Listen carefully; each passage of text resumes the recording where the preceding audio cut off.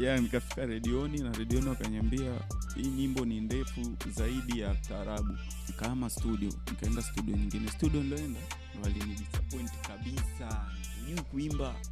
Hivyo naingia shule, nikipata nafasi naenda studio. Kipindi hicho nilikuwa nakaa kwenye camp ambao nikipata pia nafasi kubwa huwa naingia street. Nilikuwa nauza mifuko. Ambaye ni meneja wangu sasa, tulikutana, alinikuta akiwa anagombania nyama.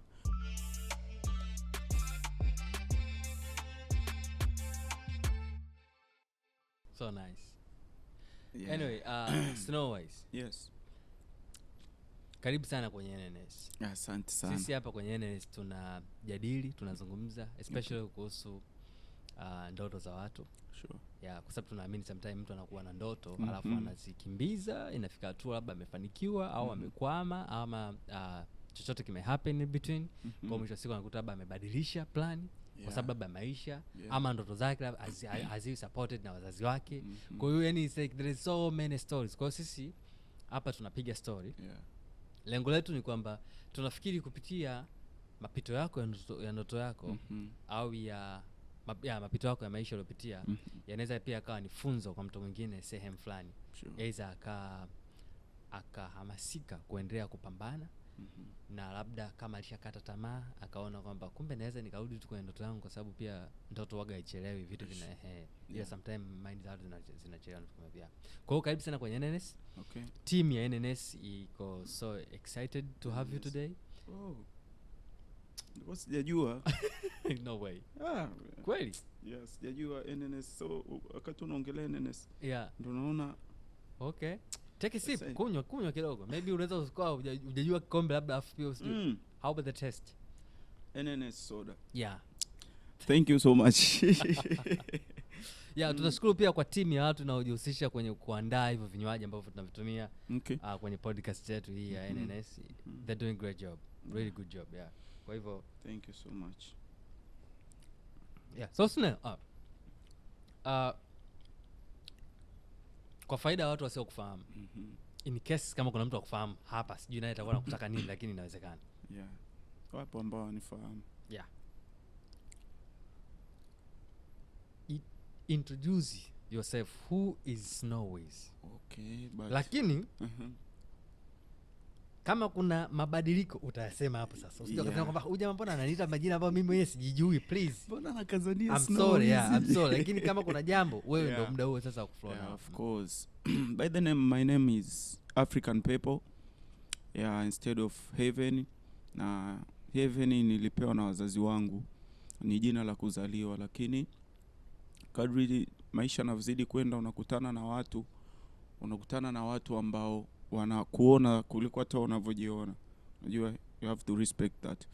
So nilikutana na KE katika safari yangu ya muziki nikiwa naitwa Snowwise.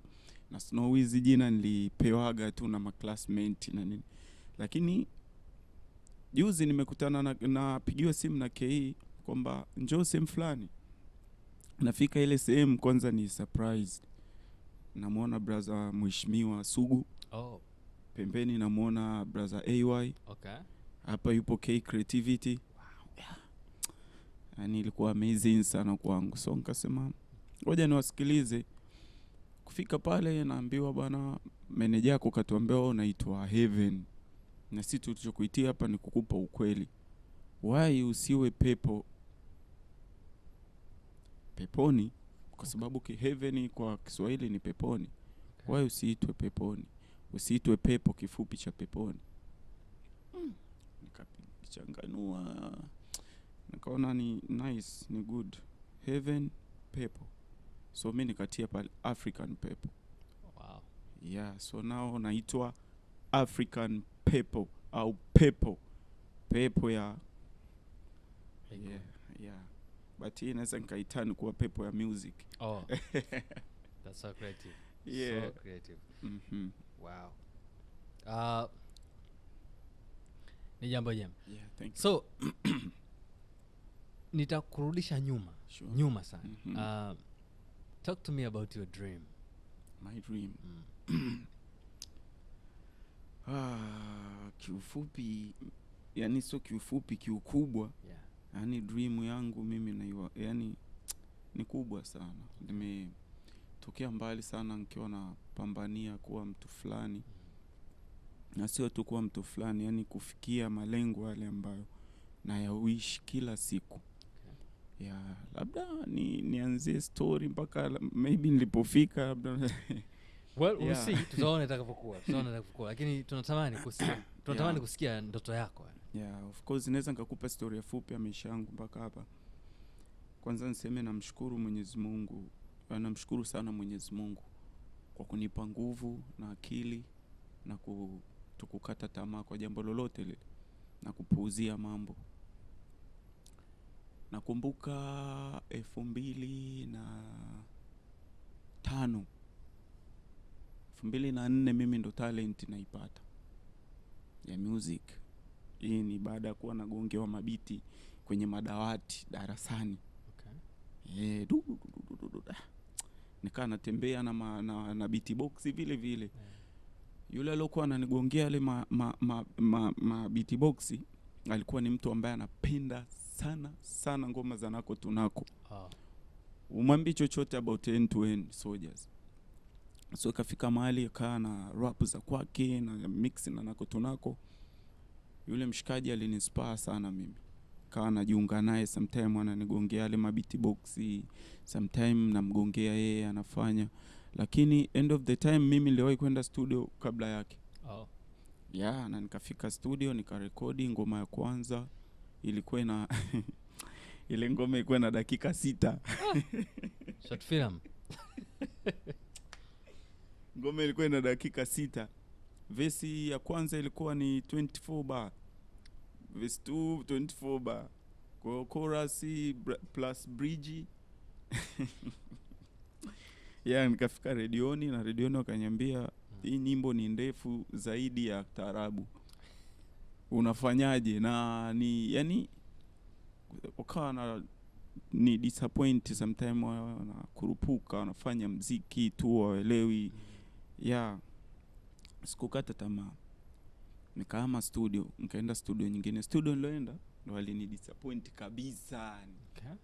Hujui kuimba, hujui mziki bwana, itabidi wewe unaandikia wenzako. Sikuwaza wala sikuumia.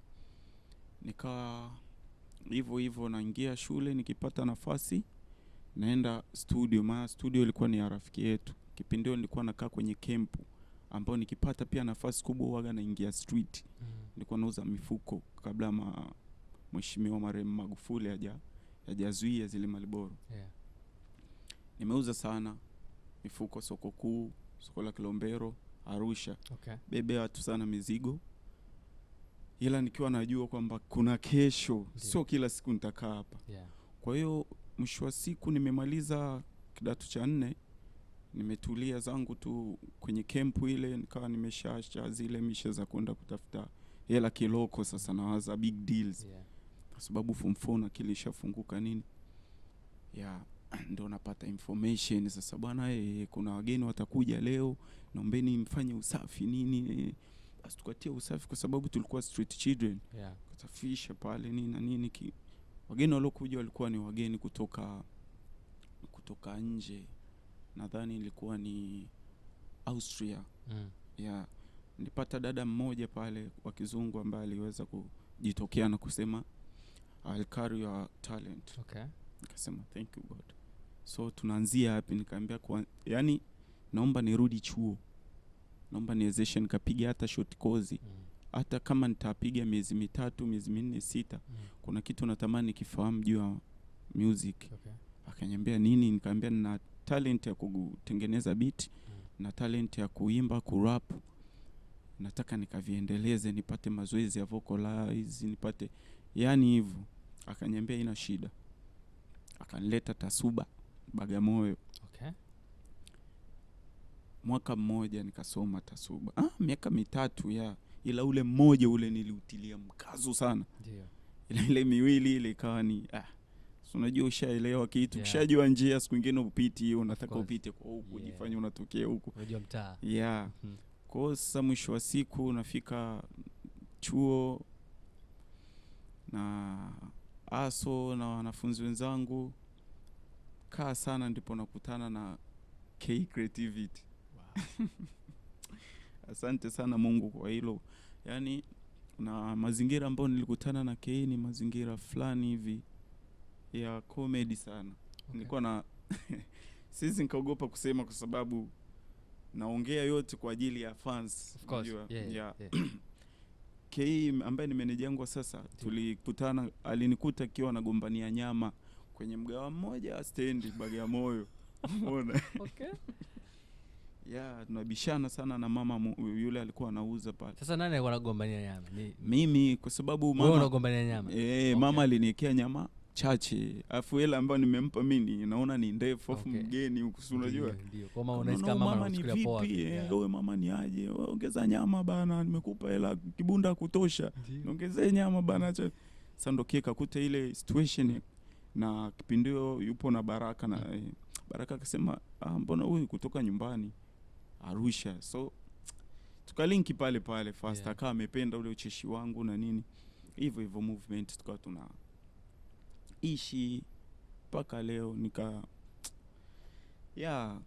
Nilimaliza chuo nikaenda zangu Chuga, yani kulikuwa kama kuna kiza sasa kilikuwa kinaanza kutanda mbele yangu.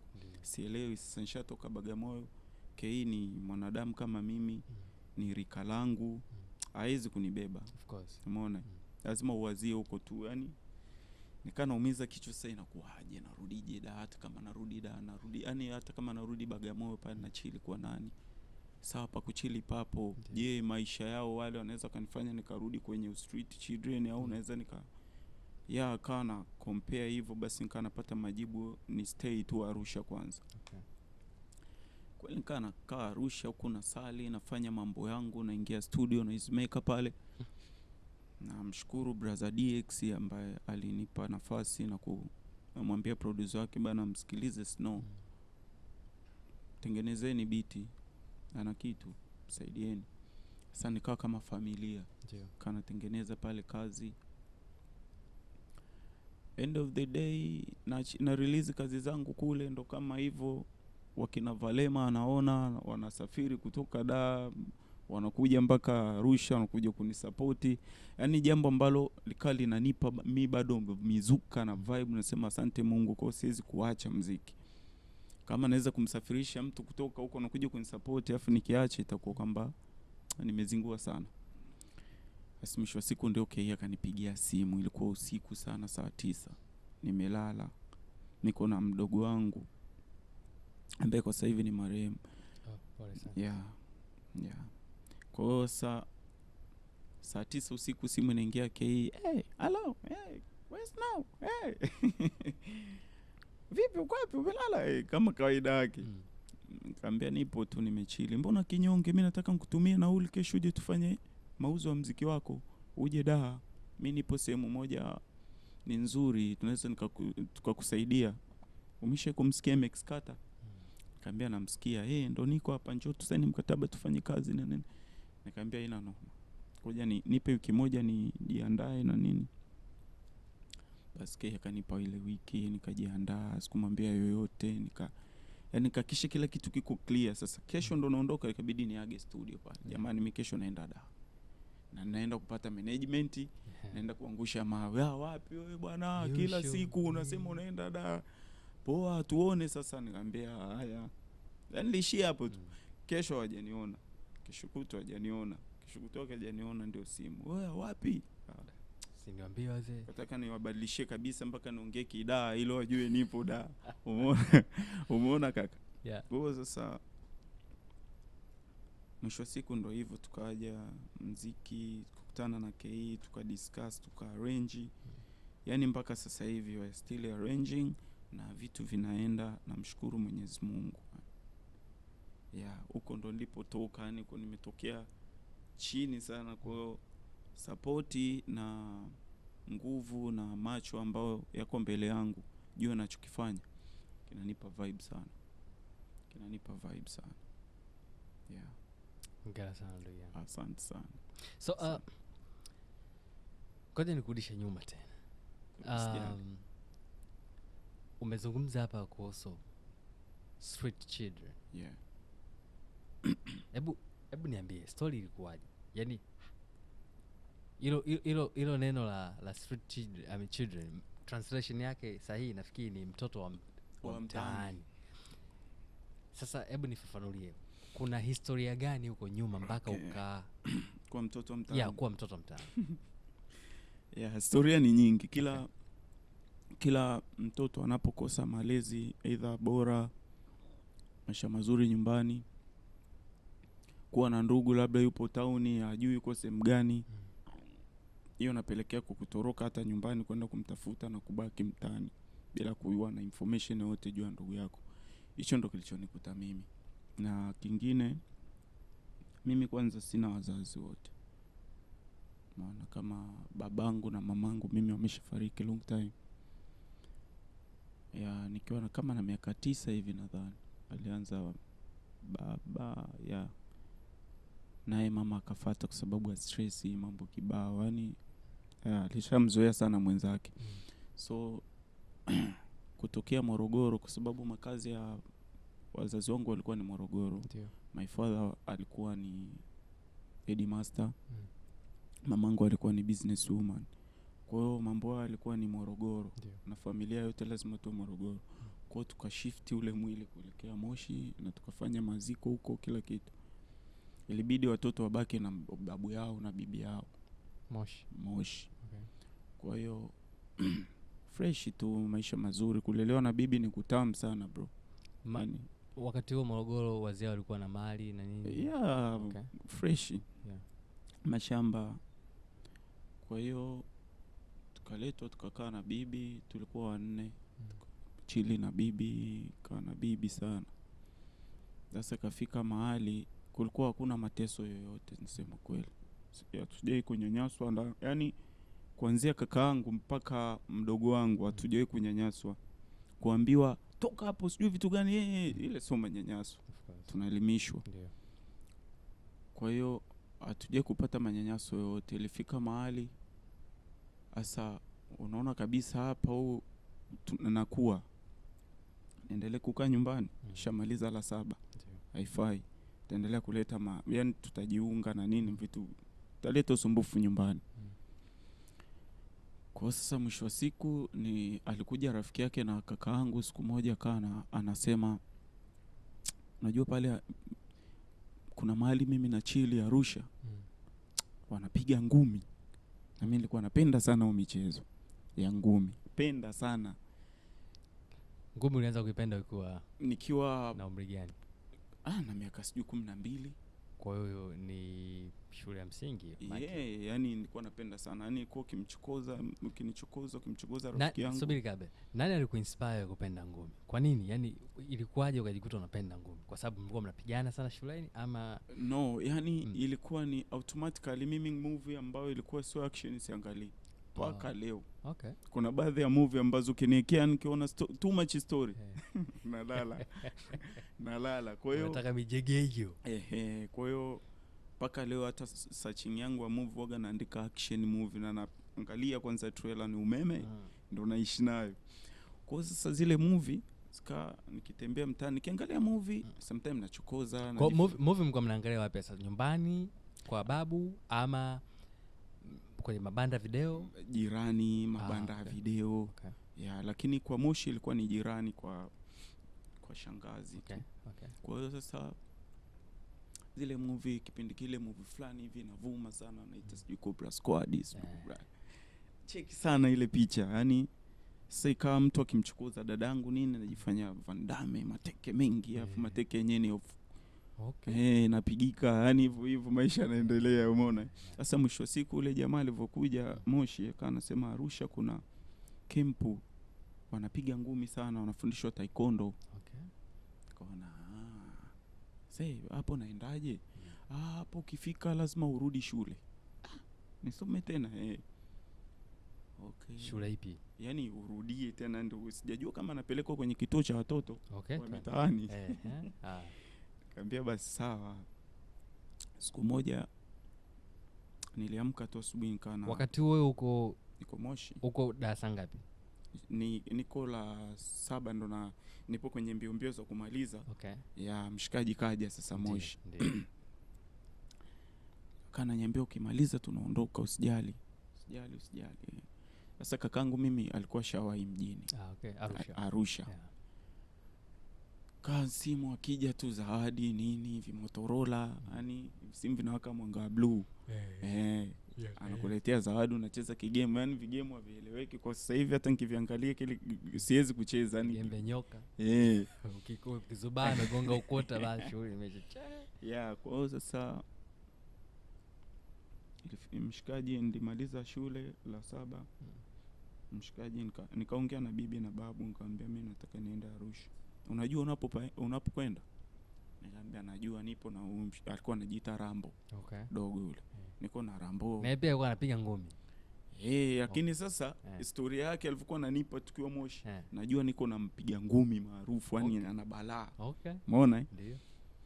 Nikaanza respect zipo. Siku imefika kweli tukaenda Arusha. Fika Arusha lazima tumetua jioni sana. Tukapotezana na bwana. Kwa mikabaki mtaani, yeye akaenda kwenye ile camp. Umeona? Kwenye ile kituo sasa ni Arusha hapo ninavyokuambia, tushatoka Moshi. Mmeshafika Arusha. Alafu mkapotezana. Kwanza hapo tulitwa na brother njoo nilitwa na kaka njoo Arusha. Sasa nikaenda kwa kaka nikakaa siku kwanza pili kama wiki, nikaona hapa kwa kaka na hapa miayushu. Ndio. Ngoja nikimbie. Unajua mna kitu kibao kwa chali kama kufungwa. Basi mimi nikatoka pale kwa kaka nikaingia street. Sasa kuingia street ndo nikakutana na ule Rambo. Ndio.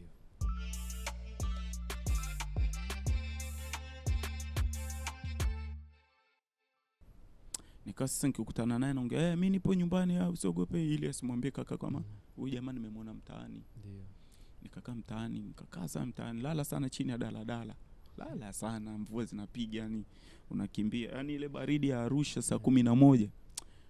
Kaka sijui nikwambiaje yani. Kwa hiyo sasa wakati huo uko nalala chini ya daladala. Kwa kaka kuna kitanda usiku, asubuhi mchaka kuuza mifuko nini na mtaji ulikuwa ni 700 dozen. Okay. Mifuko 12. Unanuka 700. Kwa hiyo pale unakutana labda kama hauna hela. Ilikuwa mtaji wangu mkubwa sana. Nilikuwa nategaga mahali. Yaani mimi sina pressure, ni mtu ambaye anachelewa kuamka lakini na kazi zangu. Kwa hiyo kuna mahali nikienda nikitega najua tu lazima watu waje, nibebe mzigo, nipate 1000, natoa 700, nanunua mifuko na nauza yote. Yaani yote mifuko lazima. Na ukiuza mifuko hiyo 700 unapata shilingi ngapi? Hiyo maana mfuko mmoja ulikuwa unauza 100. Kwa 1200. Faida 300. Okay. Unaitia tena mfukoni 300. Na kwa siku unaweza kuuza mifuko mingapi? Kwa siku nilikuwa yani zile ruti za 700 mara ngapi? Au kishapiga ile 1200 tu na sisi unatulia unaenda mitika sisi. Sisi nilikuwa elangu kubwa sana nikipata na enjoy. Okay. Yaani kama nikipata 5000 nilikuwa naweza nikagongwa na gari. Ama 5000 tu. Kwa hiyo sasa mwanangu mmoja ambaye anaitwa Shebei ndio tulikuwa tunasunaye. Ingia sana kwenye hayo madude, nimemweka sana kwenye baadhi ya project. Okay. Sababu tuliowapitia nini. Sasa mshikaji alikuwa tukipata 2000 tu inatosha. Ongeza na jero na kwa 2500. 2500 buku jero inaikuwa mfukoni. Tunanunua ugali na kitimoto. Ndio. Kitimoto ugali 200, kitimoto jero. Okay. Kitimoto jero? Kipande hicho. Kama ni sikio, kama ulimi. Tunatengenezewa pale, tunakula ugali nini, tukitoka hapa tunaingia kwenye banda la video. Okay. Sasa tukishaangalia picha za kina Sunili, za kina Sharuku, za kina Sheikh Kumari, tukitoka nje tunazingua kipigo, tunajikuta masteling, umeelewa? Okay. Tunapigika kwa maisha yanaenda. Sawa, sasa kipindi unafanya hizo haso, Michael alikuwa amefikia Arusha kwa bro. Hapo ikawaje sasa? Brother alikuwa anakutafuta au ilikuwaje? Tunawasiliana. Naambia si yule alimwambia nampeleka kempu. Kwa mimi niko street, yule ajui kama mimi niko kempu. Yaani domu zilikuwa 2, huku na huku. Yeye alikuwa anasoma bado. Kwa anapoamka asubuhi kuingia huko kunicheki mimi ni ngumu. Okay. Anaamka amechelewa kwa sababu pale tulikuwa na zamu ya kupika. Unapaswa kuni jioni, asubuhi lazima uamke uwahi kubandika uji kwa ajili ya wenzako. Tulikuwa tuna mpishi. Hapo camp hapo. Yaani ilikuwa ni tizi kwa tunapigishwa na mwanajeshi. Kwa ni mzee ambaye ameshastaafu afu ni moto. Okay. Kwa sasa ilikuwa asubuhi, yani ni tizi kama hivyo. Mwisho wa siku nikajiunga na kempu ile chama cha ngumi, tulikuwa tunaitwa Kili Taekwondo Tanzania. Okay. Yeah. Chili sana pale, yani nimekaa kuanzia 2006 kama miaka mitatu kuanzia 2005. Nimekaa pale 2006, 2007 nimeshaiva, ila yule mwanangu Shebea kutaka kuingia kwenye masuala ya ngumi. Nilimsuggest tu kwa teacher, nikamwambia tukienda labda kwenye mechi nini awe kama doctor kutu nani kakubaliwa, lakini mechi za ngumi. Okay. Hasa mwisho wa siku alikuja mzungu mmoja anaitwa James Kuni, ni Mmarekani. Akawa anasema nimeambiwa mna game kesho kutwa Kenya. Kaambia basi mkishinda nyie wote, tulikuwa 12 wote tunapeleka English medium. Ambiwa hivyo English medium. Okay. Alafu sisi tulikuwa tunajikubali kujiona kama ni watoto wa mbwa, sio na wazazi. Yani hata sumu ambayo alikuwa anatuwekea mwalimu, alikuwa anatia sumu ya kibabe. Unamjua nani hapa? Simjui yoyote. Tumekutana kwenye mechi, piga. Imagine mtu anakuambia hivyo, ni mwalimu wako. Unamjua kindakindaki kwamba nikizinguaga hivi kipigo chake. Ndio. Anakuambia hatumjui yoyote hapa. So ukimwona mbele yako ni adui, piga. Wewe unafanya nini? Unapiga. Unapiga tena, alikuwa anakuambia piga kichwa tu. Nye pigeni vichwa. Piga kichwa. Hata mazoezi yake alikuwa anasimama juu ya meza anashika padi. Anakuambia kichwa cha mtu fulani naomba kipigwe. Anatolea kichwa labda kichwa cha Valema, kipigwe. Yani tunapigia mazoezi kichwa chako kwenye nani. Kwa hiyo sasa mwisho wa siku vile vile tukaenda Kenya, tukamshukuru Mwenyezi Mungu tukashinda. Tumerudi wote. Kule mmekutana na watu wengine tena ambao mnapigana nao kwenye Kenya. Kwenye mchezo wa taekwondo. Ilikuwa ni game. Okay. Tumeenda tukashinda. Na wakati tumeenda Kenya, mwanaitu ambaye ni mwanangu sana, yeye alienda Libya. Okay. Kwa sababu nilikuwa na close friend watatu. Ndio. Alienda Libya. Sasa kwenda Libya huko kaenda sisi tumeenda Kenya. Kawahi kurudi kabla yetu, ina maana alikuwa kama angewahi zaidi angekuja tena Kenya ajishindie. Okay. Na Libya alishinda. Kwa alivyorudi nini kawa ni shavu, tukaenda shule English medium. Sasa hapo ilikuwa ni primary tena ama primary? Ilibidi nirudie la 6. Okay. La 6 ikabidi nirudie la 6. Nikapiga pale la 6, la 7. Sasa mwenye shule naye akaona kikosi 12 wote. Katia na sekondari pale. Hataki kuachia vijana. Sasa alipiga mahesabu ya mbali sana, na sisi ilikuwa shule haijulikani. Akawa anatuomba pakitokea issue yote, labda kama ni zile mechi za mpira umiseta, tutambulishe shule. Unategemea ni kutambulishaje? Kuna wanaleta vurugu, yani watu special kwa ajili ya vurugu, na kuna watu special kwa ajili ya mpira. Okay. Hayo ni maisha tu katika 1 na 2 ya kujitafuta, utu uzima na nini. Safi. Ila kwa hiyo sasa hivi hapa mkono huko mwingi sana. Kwa sababu sasa umesomea, umeusoma huo au? Hii ni self defense tu, na sijawahi kugombana na mtu. Mostly kwenye dojo zile za mazoezi au za kwenye mashindano. Kama hivyo, lakini nilishajitoa muda sana kwenye masuala ya mashindano. Ni muda wangu mimi na music. Hivyo vitu nimeviweka depend kwa sababu ya kuvionyesha muda nafanya video na shoot. Nimepata nafasi hapa, inabidi nionyeshe kama kuna uhusiana na masuala ya freestyle action, nitafanya hivyo vitu. Bas. Sawa. Jambo moja. Imekuwa sasa hizi kama ni kawaida, which ni jambo pia jema.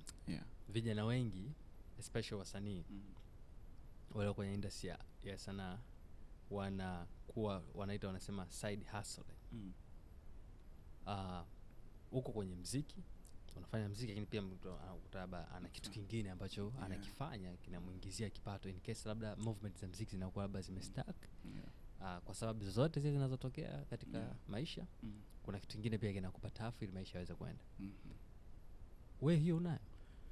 Nyingi sana. Okay. Yaani muuza mifuko hawezi kukaa kizembe. Tutauza hata watu. Kikubwa tusikosee mikakati na sheria za nchi. Kikubwa ifanya juu chini, hakikisha mkono unaenda kinywani. Ndio. Mimi nafanya muziki. Pia ni content creator wa samaki. Okay. Ila pia na issue nyingine tu nyingi tu za biashara ambasada biashara vidogo vya wana na watu wengine. Pia najitahidi sana kutengeneza mimi mwenyewe nguo zangu. Maybe soon nitakuwa na t-shirt zangu na kofia. Kwa hiyo unazidesign au yani nataka ni tambulishe logo yangu. Okay.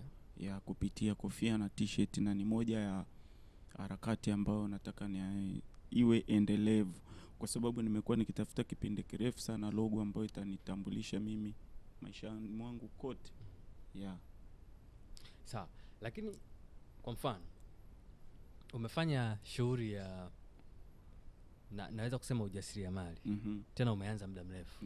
Kipindi unauza mfuko. Kwanza ulikuwa kabla ya hapo kuuza mfuko ilikuwa ni ujasiriamali wa nguvu. Kwamba unatega sehemu, unajua hapo na mtu atakutaka tu nije nisaidia kubeba mzigo, utabeba, atakulipa. Alafu unachukua hiyo pesa kwenda kulangua sasa mifuko ili mwisho wa siku uanze kuuza rejareja upate faida. Kwa hiyo mimi hiyo na item kama ni ujasiriamali. Uliona fursa, ukaona opportunity, ukaona kwamba hiyo unaweza ukaishi nayo na ikakusaidia. Sasa nataka niulize tu kwamba ukiachana na muziki, kwa sababu najua muziki ni kitu ambacho pia unakiamini sana. Kwa sababu pia ndio kipaji chenyewe. Lakini unafikiri kipi kinaweza kikakutoa kwa haraka zaidi kati ya hivi viwili? Kuwa mjasiriamali wa fursa zinazojitokeza kwenye mazingira ama muziki? Kwa sababu nimeshaamini kwenye muziki utanitoa muziki, kwa sababu mwanzoni sana maana mimi mwanzoni sana nilikuwa napenda sana kucheza muziki. Cheza sana muziki, nimeshamjeruhi mtoto wa mama mdogo wangu kwa sababu ya muziki. Maana kwa hiyo ilikuwa ni bahati mbaya, lazima radio afu mimi nilikuwa kwenye motion zangu za kucheza. Maana akazima radio. Na lazima bahati mbaya au tulikuwa wadogo. Okay. Tulikuwa wadogo afu alizima makusudi. Mimi nikamtia kisu cha mguu. Kisu kabisa nikamtoboa. Nilipigika sana ile siku. Pigwa na mama, nilipigwa na dada. Lakini mwisho wa siku leo mama marehemu, baba marehemu, dada ndiye anaona yani anaona huyu jamaa ndo maana alimchoma yule kisu. Okay. Umeona? Kwa hiyo siwezi nikaacha, na nimeshaonja sana matunda ya muziki. Hata kama ni madogo, ni makubwa sana kwangu mimi. Kwa wale ambao waliona na wanaona ni madogo sana kwenu. Ila kwangu mimi ni kubwa sana. Hata kama nilipataga show 50 laki ni kubwa sana kwangu. Kubwa sana. Bro. Tafanya muziki. Tuongelee harakati zako za muziki. Ndio. Kwa sababu nakumbuka umezungumza kwanza ulikuwa unapenda kupigana. Sijui labda ulikuwa na ndoto ya kuwa mpiganaji mkubwa, sijui. Hapana, hiyo ilikuwa lazima nijiconnect, kwa sababu nilikuwa nakaa na wanajeshi, inabidi niwe mwanajeshi. Okay. Unaweza kusurvive. Na kwa safi. Sasa nilikuwa nataka nijue kwamba sasa hivi kwenye movement za muziki mambo yapoje kwa sasa kulingana na industry hivyo na movement zako wewe binafsi? Okay. Katika movement ya muziki bwana kwa sasa hivi na nipo vizuri. Namshukuru Mwenyezi Mungu. Yani niseme kwamba bwana kuna watu ambao nilikuwa sijawahi kumiti nao before. Ndio. Lakini muziki umenikutanisha na wale watu. Yani ni jambo ambalo kila panapokucha nikiendelea kufikiria naona kama ningekuwa naendelea kuuza mifuko, labda nikawaza tu niendelee kuuza mifuko na Marlboro, sidhani kama ningekutana na watu ambao nilishawahi kuwaota siku moja na vitu kama hivyo. Nishawahi kuota wasanii kibao nipo nao hivi pembeni ya wengine nimemiti nao, wengine bado sijamiti nao. Kama hao nimemiti nao, ina maana imani yangu ni kubwa sana nitakutana nao. Kingine nashukuru connections ambazo nakutana nazo, wengine wanakunja, wengine wanakunjua, ya tunaishi hivyo hivyo. Ila sasa hivi na yani leo na jana ni tofauti sana, tofauti.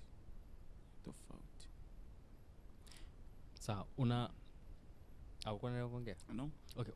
Unaamini nini kinaweza kikafanyika sasa hivi kwenye mziki wako kikakunyanyua kwa viwango vya juu zaidi, kwa jinsi wewe unavyoona na kwa jinsi ulivyoinvest? Yani nadhani ni enough investment. Ni investment ya kutosha na connections. Maana unaweza tukatia investment, yani tukatia mzigo wa maana, alafu hamna connection, ikawa kama tumegawa tu. Kwa hiyo nilikuwa nahitaji nipate team support. Yani kwamba kama msalaba yani. Yeah, watu wakae kama msalaba. Nikiangalia juu naona muda wote na shoot. Nikiangalia promo ni muda wote picha. Muda wote natoka na kuangalia yani mazingira. Yeah. Hivyo mimi naondoka. Kwa hiyo na support kubwa unaozungumzia hapa ni nini? Hasa promo ama promo? Madirector wanaofanya video? Yani naweza nikasema ni viwili sana, ni promo na yani ni promo kwa sababu mimi I have friend kutoka Nigeria. Anaitwa Basel the King. Huyo ni artist ambaye ni upcoming artist kama mimi, lakini unajua wenzetu wako tofauti na sisi. Ndio. Mshikaji naye anaasu sana. Aliniambia mara mwisho kuwasiliana naye aliniambia, "Yo, natoka Starboy label. Natokea kwa Wizkid." Kwa hiyo nimeambiwa kwamba ni skate tamaa, ni wapi like kama sijui 1 year sijui like 2 months, yani kumuelewa vizuri. Nikamwambia poa, nice bro, huku kwetu sio kiivo. Akaniambia basi sawa, haina shida, let's fight bro. Mimi sikusahau mpaka leo. Kesho mshikaji na text nini, tunabadilishana mazingira ya mix and connect na kwenye magrupu ya kwao nani muziki hivyo. Akana niambia kitu kimoja, maana nilikuwa namtumia linki za YouTube ambayo iko sehemu moja na za platform. Yeah. Akana niambia sifahamu jinsi YouTube wanafanya kazi, mimi naamini katika platforms. Nikamwambia kivipi? Akaniambia no, yani naona like kama yani sijawahi kuwaelewa. Nikamwambia mnifundishe. Akaniambia kwanza kikubwa ninachokiamini katika muziki hata kwetu waga tunafanya kwamba tunaachia audio. Ile audio ndio inaenda kuleta pesa za video. Hatujawahi kuingia mkono mfukoni na kutoa hela, yani kuingiza mkono mfukoni niseme sasa budget tukashutie ngoma, ngoja niende kesho benki ni draw. Wanasubiria mpunga utemwe kupitia ile project. Kwa hiyo laki ya mfukoni ni ene ya mfukoni. Ndio maana wenzetu wana hasira na yani mtu akiamua kupush jambo ni anapush. Okay. Yeah, ndio vitu ambavyo naviiga kutoka kwa wenzangu. Napenda sana. Kwa maana wao wana produce audio kwanza. Alafu wanaiachia kwenye platforms za audio like Spotify, sijui Audiomack na nyinginezo nyingi. Yeah, wanazipromote huko. Alafu zitakapokuwa zimeenda kusikilizwa, ile pesa sasa, pesa itakayozalishwa kule inashutiwa ile ngoma ambayo ilikuwa inaenda sana. Okay. Yeah. Kwa hiyo video sasa ndio inapigwa YouTube. Aha. Yeah. Sawa, kwa hivyo sasa hapo labda unifunze jambo, kwa sababu mimi siko kwenye industry ya music, kwa siwezi kuelewa kwa sijui game ipoje. Sasa kwenye hizi audio platforms how zinafanyaje kazi mpaka mtu aanze kupata maokoto huko? Hilo kweli ni heavy question. Kwa jinsi wewe unavyoelewa at least kwa sababu kwa music industry. Yaani mimi uelewa wangu ni mdogo sana. Okay. Mdogo sana. Kwa sababu gani nakwambia mdogo sana? Kwa mfano nitakupa mfano. Kwa mfano YouTube. Ili uwe umekizi vigezo vya wewe sasa kuanza kupata pesa. Kwanza unatakiwa uwe na subscribers 1,000. Lakini pia uwe na watch hours 4,000. Kuanzia hapo kuendelea ndio sasa unaweza kuanza kupata pesa.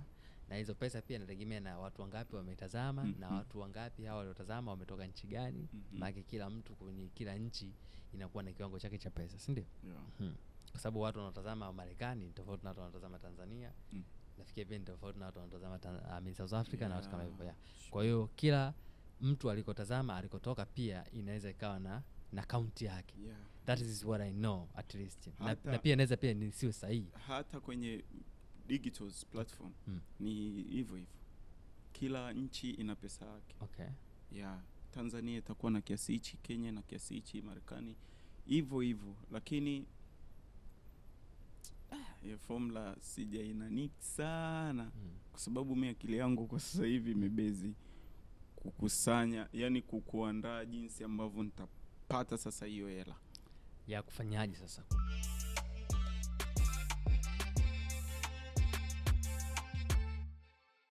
Kutengeneza music video ama kutengeneza? Yani kutengeneza music nimetengeneza. Yani kutengeneza ni jinsi gani, yani sijaweka clear ni jinsi gani ambavyo naweza nikapata hela yangu kupitia yani mimi mwenyewe. Lakini nikisema kwamba yani ile from nowhere ndamfuata KE atanipa hela yangu, KE anajua kila kitu. Lakini ilibidi mimi nipate nafasi na muda mzuri nijifunze ile kitu. Endapo nikimaliza sasa hizi nani zangu hizi za hapa na pale nini, kuhakikisha kwamba siku na yani sijui nikuelekezeje, lakini nafahamu kidogo sana juu hilo swala. Yani nafahamu kidogo sana, sijajiweka open kuelewa sana, lakini inanibidi nielewe. Sawa. Kwa hivyo nguvu kubwa uliowekeza wewe sasa hivi kama msanii ni upande upi hasa? Kutengeneza ngoma na kurekodi au kurekodi pia au? Yani nishatengeneza sana ngoma, nisharekodi, nishatoa uoga kwenye studio. Ndio. Yani nguvu zangu kubwa sana zipo kwenye kumwandaa Pepo ajaye. Tofauti na yule Snowiz. Snowiz alikuwa na mambo mengi sana. Okay. Snowiz alikuwa na mambo mengi sana. Kwa hiyo namwandaa African Pepo. Okay. African Pepo atakuwa yani namtamani sana awe ana sound mtu fulani wa live. Mtu fulani mwenye kuongea na generation yake. Okay. Mtu fulani hivi ambaye yani sijui nikwambiaje bro. Kwa hiyo sasa ndo nipo kwenye mikakati ya kumtengeneza African Pepo akae kwenye mstari wa kupata. Maana naona bado hajapata. Sawa. Unafikiri kwamba let's say pamoja na hizi promotion unazozungumzia unafikiri collaboration na wasanii fulani wangeweza labda kusupport kufika unakotaka kufika ama muziki wako kufika unapotaka kufika? Hiyo ni kitu ambacho unakifikiria ama kimekaaje? Collaboration ni kitu kizuri sana kwa msanii kupiga hatua na kubadilishana mashabiki, kubadilishana idea za pale hapa na pale. Maana mnapokuwa mnatengeneza ngoma pale unajua kile mwenzako ikoje hivi, yani mambo ni mengi. Lakini hiyo inasaidia sana kutanua wigo wa msanii, kwa sababu mimi leo nakuwa nafanya kazi na msanii from Bagamoyo yeye mwenyewe atakuwa na kiu ya kutaka Arusha imfahamu. Kwa ndo vitu kama hivyo ni nzuri sana, inasaidia, collaborations inasaidia. Na wewe utakuwa una list tayari ya wasanii unaotaka kufanya collab nao? Yeah, of course. Yani list ni heavy. Natamani kufahamu ambao wanatakiwa kwa nifanye nao shughuli. Namba moja yule wa juu kabisa. Yani ule wa juu kabisa from wapi? Yani kwanza naweza nikaongea kuhusiana na swala la my brother. Okay. Asake bana. Asake ni mtu ambaye kwa haraka hivi ukimwangalia unaweza usimuelewe, lakini ukikaa ukamsikiliza ni mtu mnoma sana. Since Asake anaanza kuhit, nimekuwa nikifananishwa na Asake too much. Okay. Yeah. Yani Asake. Paka kuna mwanangu ananiambia yani ningekuwa mimi ni wewe, basi nadhani Asake angeshanitafuta mapema sana. How? Yani yeye angefanyaje yeye atafuta? Ananiambia nikae kama Asake from here. Yani everything. Na hiyo sio haina maana kwangu mimi. That's why nimekataa. Duniani ni wawili. Okay. Kila mtu ana nafasi yake. Yeah, muonekano wa Asake leo ni kuiga nikawa mimi, shaonesha udhaifu sana. Nadhani unaelewa nchi yetu ilivyo ina challenge. Yeah. Kwa hiyo kuna msanii mmoja samani kwa kukatisha. Okay. Kuna msanii mmoja alikuwa jamaa pia nafikiri ana rap hiyo. Kimuonekano hivi ni Jay-Z kabisa. Wa Bongo. Nafikiri Bongo sijui Kenya. Nilimsikia alipo BBC wamemonyesha, wamemtangaza kwa BBC. Unaona? Sasa na pia akawa amejiweka like Jay-Z. Yeah. That is bad. Lakini kuna gap kubwa sana kutoka Jay-Z to yeye. Yeah, mpaka yeye. Kwa hivyo sijajua ni approach gani yeye ametumia kwa sababu pia na hiyo.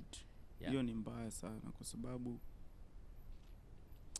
unajilazimisha maisha ambayo sio ya kwako. Mwisho siku utaumwa. Yani nataka niwe na chain, big chain. Kesho naenda location mwanangu, unajua unakumbuka Jay-Z alikuwa ameingia pale benki alikuwa amevaa kodi zile zipo mwanangu. Wewe nitafutie 60, 70, 80. Unaumiza kichwa, unatia mikopo kuna kule mwanangu, kuna kimeo nataka nikakipigosi waze. Hizo zipo bro. Hizo zipo. Sasa ndo maana wengi wanakutana na depression, wanashindwa kujielewa kumbe umevaa uhalisia wa mtu before kujileta sasa kwenye wewe, unaogopa, unajiwaza. Wakati mambo ishakataa inabidi tu kubali mimi ndo huyu. Sielewi. Na ndo maana mimi ile kazi ya mifuko imenifunza sana. Imenifunza sana. Nimejua huyu mtu ni mzuri, huyu ni mbaya, huyu ni hivi na tunaishi nao. Unaona? Kwa sababu yani nimejifunza vingi sana. Yeah, sana. Sawa. Nafikiri ni janga sasa hili, lakini sio kwa ukubwa sana. Kwamba especially kwenye hii tasnia ya sanaa. Mategemeo yanakuwa makubwa ukilinganisha na uhalisia. Na mchakato ulivyo kufikia yale mategemeo ni mgumu. Kiasi kwamba inapelekea baadhi ya watu wengine kukata tamaa, kuugua misongo ya mawazo na kupelekea pia changamoto zingine za kiakili. Wewe kama msanii au mtu ambaye upo kwenye hii industry, hili wewe unalizungumziaje kwa experience yako labda ama kwa watu waliowahi kukuzunguka? Mimi naweza nikasema kwamba hakuna kitu kizuri na chenye amani kama mtu kuishi maisha yake. Unapokuwa unaishi maisha yako unajua kabisa leo sina, alionacho sasa hivi nacho dakika kadhaa hapa kitaenda kitaisha. Yani hiyo ni nzuri sana, lakini unapokuwa unatamani uwe kama mtu ile, yani unapotamani tu uwe kama mtu fulani dhambi tayari. Yani sasa mimi kwa kuwashauri baadhi ya artist wenzangu na watu ambao soma artist na nini, ni kuishi maisha yetu. Yani angalia level zako. Mimi bwana kwa siku natakiwa yani nilale kwa shilingi 2000. Lala kwa 2000. Kama ulikuwa na 5000, hiyo 3000 kesho itakusevu. Yeah. So tunakutana kwenye dirisha tena, mimi naagiza zangu kuku mzima kutokana una 5000 nini. Unaesa anajifanya wewe. Nipe mzima baba. Kesho mambo mengine. Ya kwa tuishi tu maisha yetu, turidhike, yani hivyo. Safi. Mimi nimevutiwa na hiyo code yako. Okay. Na ninaheshimu sana. Thank you. Yeah, kwa sababu ni jambo ambalo linaendelea kukua sasa hivi. Yeah. Kwa vijana wengi, sio walioko kwenye sanaa tu, hata ambao wako nje sana. Haya mategemeo pia yanawameza. Especially ma graduates kutoka universities wanajua kwamba kutoka graduate sasa hivi tunapata opportunity ya kufanya 1 2 3 5. Vitu visipotokea basi inakuwa ni shida kwa kiwango fulani. Yeah. Kwa hiyo ni jambo ambalo pia la kulizingatia. Yeah. Okay. Lakini hujaniuliza kama mpenzi au naye. It's a good thing. Definitely. Please, kwa sababu binafsi nimefurahi kwa sababu watu wengine hawako comfortable to talk about the lakini please let me know. Let me know. Talk about yes, sex life, love life. Yeah, nimekukumbusha hivyo kwa sababu na like 2 years mimi siko kwenye mahusiano. Yani kama miaka 2 iliyopita haukuwahi kuwa kwenye mahusiano. Sikuwa kwenye mahusiano. Define hapo. Yani sikuwa kwenye mahusiano, yani sijawahi kuwa na mpenzi. Wala sikujihusisha wala na tendo lile. I'm telling you. Akiba amesema tendo lile. Yeah. I'm telling you kwa sababu ilikuwa maisha yangu mimi ni too much exercise. Okay. Too much smoking. So feelings sina. Sikakata. Naishi maisha yangu yani kana hisi nimepagea. So, yeah.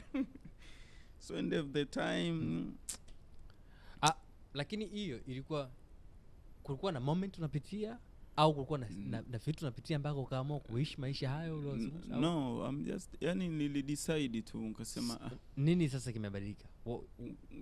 Yani nilikuwa kwenye mahusiano lakini zilivyokuwa zile moment, unajua ngoja nikwambie ukweli. Mimi ni mtu ambaye nipo serious sana kwenye mahusiano. Okay. Yani napokuwa na mwanamke basi namrespect sana. Sijai niko na huyu nikamwangalia yule no. Namheshimu sana mwanamke ambaye niko naye kwa wakati ule. Kwa sasa yule mwanamke ambaye niko naye akiwa yeye anashindwa kujua huyu jamaa ananijali kiasi gani au ananipenda, akaamua kuniacha. Asa ile swala mimi linaniumiza na kunipa hasirani. Nachukuaga hata miaka 3 kukaa bila na mwanamke. Yani nawazaga vingi sana. Naona bora nikae na muziki wangu, nikae na maisha yangu yani hivyo. Kwa sasa 2 years juzi napata mchumba, si unajua. Yeah. Ni juzi tu napata mchumba, ameweka akili clear nini safi nini. Sasa hivi ni hata kusmoke niko low season and low sana. Umekata. Yeah, so niko good enough. Ngera sana. Akili yangu sasa hivi nao ina focus na vitu vitatu tu. Na yeye pia ni artist au? No, she's a business woman. Okay. Lakini ni model. Wow. Ni vixen. Yani yeah. Mambo yenu. Yeah. Tena umenikumbusha kitu hapa. Mambo yako. Picha za ndo nini na nini shikeni. Okay. Yeah. Wow. Yeah. Bezinda Arusha. She's in Dar. Okay, good. Yeah, good. Nafanya naye kazi. Mna muda gani? Two month. Okay. Yeah. Wow. Baba changa tumezaliwa juzi tu. Wow. Baba. Hongera sana. Asante sana. Hongera sana. Asante Yeah. sana. Yeah. Nashauri vijana, tafuteni wanawake ambao Mm. wanaweza kaseto akili yako ikakaa clear na ukafanya vitu vya kufurahisha familia yako. Okay. Usishindane na dunia, shindana na familia yako. Yeah. Uonyeshe jana ulikuwaje, leo ulikuwaje. So vitu kama hivyo. This is Pepo, African Pepo, Chalia Marangu, Chalia Chuga. Yeah. Hatukudisappoint, tunafanya vitu kuendana na wakati na muda unavyoturuhusu. Yeah. So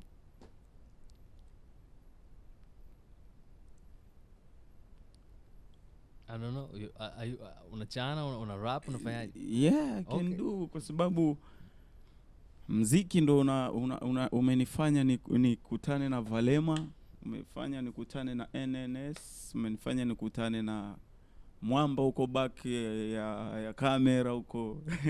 One Love. Sasa leo na line fulani vinataka niwape raia. Yeah, this is Pepo, African Pepo. Join with me. Popote pale. Pepo for everybody, African Pepo for everybody, heaven for everybody. Hata siku moja fene aiwashi bichi, matunda ya pikwi, msahada una risiti. Ncha ya mkuki haipigwi ngumi, mashindano ya umisi hayafanywa gigizani. Ulinipenda sawa, ukanitenda sawa, jua kunirudia panahitaji dawa. Hakika ndege utua mti au pendao, ila mini ndege nile tua airport. Valentine siku kwa wapenda nao, ila usipokuwa makini utacheza na magoti. Maskini afilisiki, kama mapenzi ni pesa kafunge ndoa na benki. Hata bibi nalikuwa binti, mshikaki ya uchomi kamwe kwa jiko la gesi. Nipe ruksa nipime kina, nipime kina, nipime kina, yeah. Sana. Yeah, thank you so much. Thank you, NNS. Big love. Yeah. Haya, bras. Umetisha sana. Sasa Valema. Pepo, Peponi. Mhm. Unyama mwingi. Peponi. Kwa niaba ya timu ya NNS, Mhm. sisi tunakushukuru sana kwa kuwa nasi jioni ya leo. Na kwa kukubali kuwa mgeni wetu wa heshima sana. Tumefurahi kuwa nawe, kuzungumza nawe kwa uchache. Kwa sababu tunaamini tutakuwa tumejifunza mambo mengi sana kupitia maisha yako. Na vitu tulivyopitia vitatusaidia sisi wengine kuendelea kujifunza na kustick to our dream. Kuna mambo mengi umepitia kama ulivyoeleza hapa. Na yote yanatukumbusha kwamba ndoto ni ndoto tu. Yeah, sure. Aidha uchague tu uendelee tu kuache ulale uendelee kuota, ama uamke ukaitekeleze. Yeah, kwa hivyo na pia nilisahau kukumbusha, ndio kuwaambia watu wa NNS. Yeah. African Pepo is not only African Pepo, kwa sababu soon nitakuja na kitu kinaitwa Mr from Marangu. Okay. Yeah, mimi ni mtu kutoka Moshi Marangu Rawia. Wow. Kwa hiyo nitakuja na kitu kinaitwa Mr from Marangu. Kwa sasa hivi na represent kama Mr Marangu. Okay. Ila nitakuja na kitu kinaitwa Mr from Marangu, ni KIP kadogo sana. Okay. Baadaye sana. Ila sasa hivi kwa sababu nimemuingizia hiyo mada meneja wangu. Ndio. Katoa macho ni kama vile nimemwambia kuna yani sijui kitu gani. Kaona huyu atakuja kunipiga. Okay. Kwa hiyo sitisha sio mwaka huu, sijui yani kwa mwaka huu kweli ni kati. Okay. Sifahamu hiyo habari, ila nimeona hiyo Mr from Marangu itaendelea kuhang. Ndio. Na tutaishi nayo hata next year. Karibu sana. Asante sana. Barikiwe sana. Asante sana. Thank you NNS. God bless you guys. Good work. Thank you. Big love.